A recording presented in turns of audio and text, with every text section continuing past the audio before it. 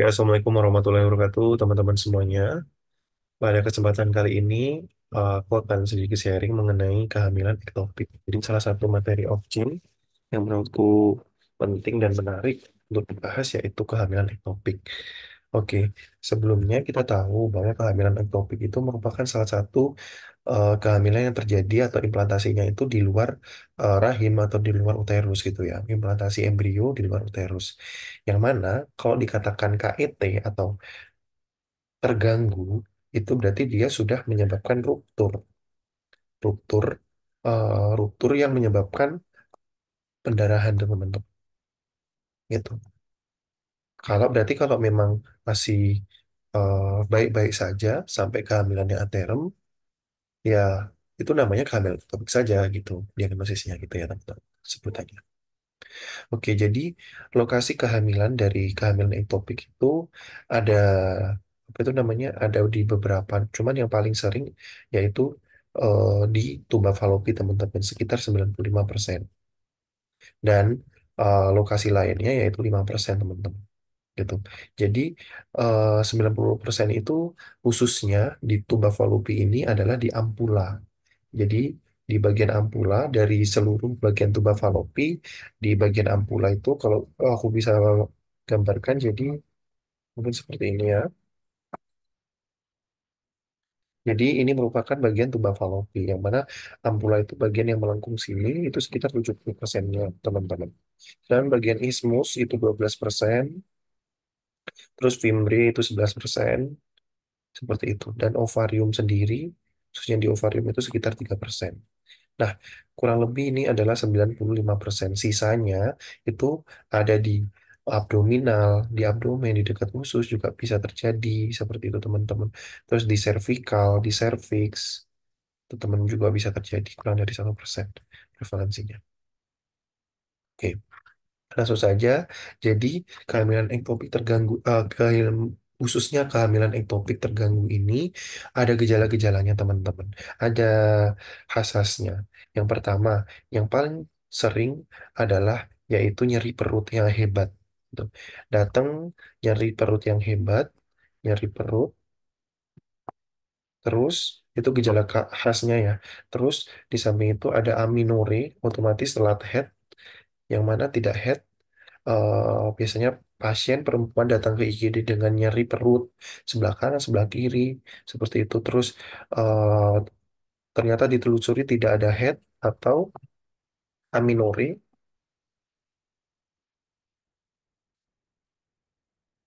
Ya. Terus yang ketiga adalah ada pendarahan gitu teman-teman. Bisa ada pendarahan, bisa enggak yang keluar dari vagina atau jalan lahir. Terus pastinya kalau memang terganggu itu kebanyakan pasiennya udah lemes, udah bahkan tensinya udah apa? Udah menandakan shock gitu ya. Nah, kehamilan ektopik ini itu ada beberapa pemeriksaan setelah anamnesis yang kita lakukan segala macam, kita nanti akan lakukan pemeriksaan. Pemeriksaan khusus untuk kehamilan ektopik terganggu ini adalah ada nyeri goyang porsio teman-teman. Kita lakukan pemeriksaan dalam, ada nyeri goyang porsio. Terus atau itu namanya Chandelier sign, gitu ya teman-teman. Terus yang kedua ada saat kita lakukan FT, biasanya ada penonjolan di cavum Douglas. Terus saat kita lakukan, kita ambil split, seperti itu 3 cc, 5 cc gitu, kita akan lakukan kuldosintesis, biasanya ada yang keluar darah gitu teman-teman. Di cavum Douglasnya, di penonjolan fornix posterior gitu ya. Itu biasanya tapi metode lama kalau lakukan apa pemeriksaan ini. Cuman teorinya seperti itu gitu. Ada pendarahan di sana gitu. Terus saat melakukan USG pastinya kita akan mengetahui tempat-tempat implantasi dari apa si kehamilannya. Bisa abdomen, oh iya ternyata ada di abdomen ini seperti itu. Bukan di atau di luar rahim ini gitu. Terus biasanya kita harus pastikan apa beta HCG ya untuk bahwa ini benar-benar hamil. Tata laksana umumnya pastinya kurang lebih ya kita harus resusitasi cairan teman-teman.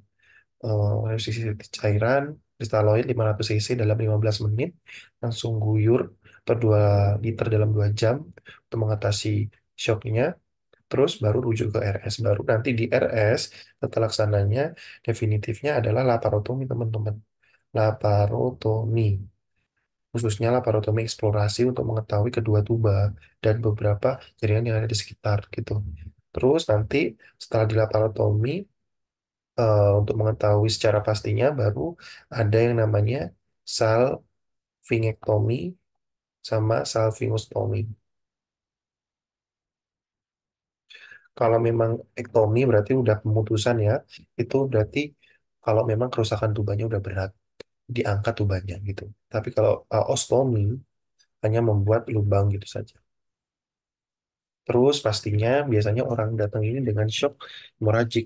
Biasanya ya kita harus lakukan transfusi, kita harus lakukan pemberian tablet besi seperti itu, besi elemental gitu teman-teman. Kurang lebih seperti itu. Nah, itu merupakan apa itu namanya, tanda-tanda dari kehamilan ektopik terganggu ya teman-teman.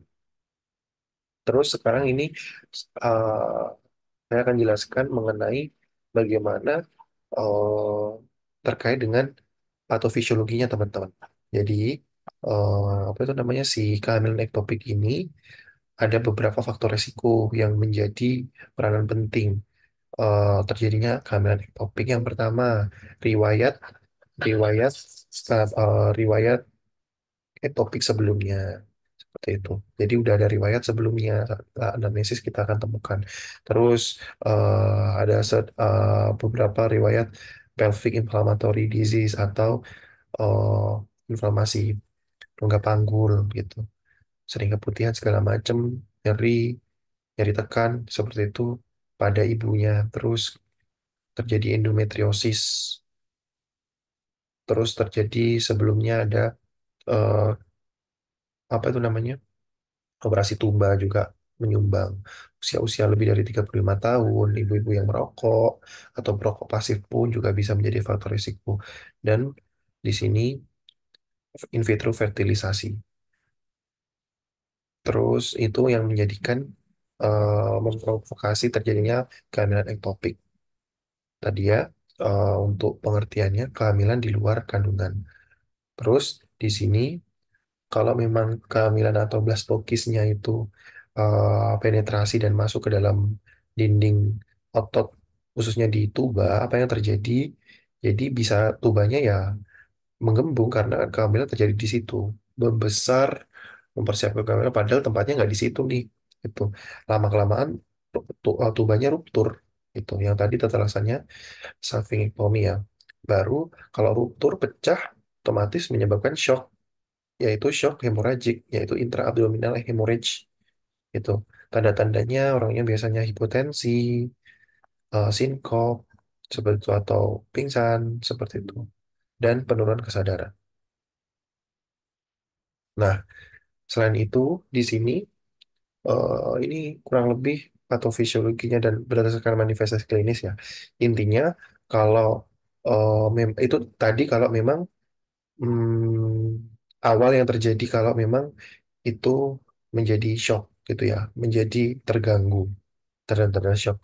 Tapi kalau memang masih bisa dipertahankan kehamilannya, kehamilan ektopik ini nggak terjadi di tuba tapi di abdomen misal. Atau enggak memang apa itu namanya, nggak terjadi di abdomen cuman mati itu, mati karena ya nggak cukup berkembang baik tadi, nggak bisa survive. Apa yang terjadi, embrio tersebut akan mati dan biasanya akan kehilangan hormon-hormon untuk mensupport atau menunjang khususnya di bagian desi 2, sehingga akan terjadi modifikasi endometrium. Apa yang terjadi? Yang pertama, akan terjadi pendarahan di sini, pendarahan di pervaginal karena luruhnya desi 2 tadi, yang karena persiapan kehamilan yang tidak baik tadi itu. Yang kedua, karena di sini beta HCG akan terus eh, di apa sekresikan kalau memang ada embrio, namun lama kelamaan akan plateau, bahkan bisa menurun eh, sekitar kurang dari 35% dalam 2 hari. Dan kalau memang terjadi di dalam uterus ya, kalau secara diagnosis banding kan lebih dari 2000. Terus tadi otomatis kalau kehamilan ektopik pasti akan ada nyeri. Nyerinya itu dari mana? Tadi karena tuba yang distensi dan juga apa itu namanya, fimbriae tadi bisa pecah. Maternal blood atau pendarahan di dalam ibu akan terus berlanjut gitu teman-teman. Dan di sini menyebabkan hemoperitoneum. Jadi peritoneumnya menjadi pendarahan. Makanya saat kultusintesis biasanya ada darah gitu ya, teman. Ya kurang lebih seperti itu untuk eh, terjadinya kehamilan ektopik ini teman. Oke, kurang lebihnya mohon maaf. Assalamualaikum warahmatullahi wabarakatuh.